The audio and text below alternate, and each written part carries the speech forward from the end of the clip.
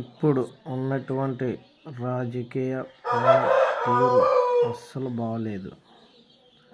నేను గతంలో టీడీపీకి చాలా ఇదిగా పోరాడి పెద్ద గొడవ జరిగి స్టేషన్ వరకు వెళ్ళే విషయం తెలుసు. తర్వాత టీడీపీ నాయకత్వం ఏమీ బాగలేదు.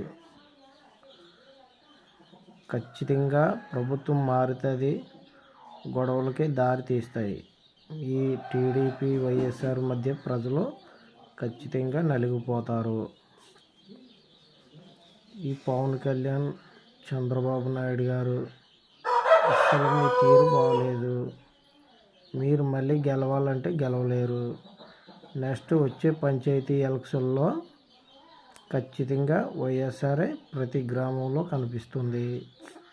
ఈ మాదిరిగా మీరు దిగజారిపోవడం ఖాయం.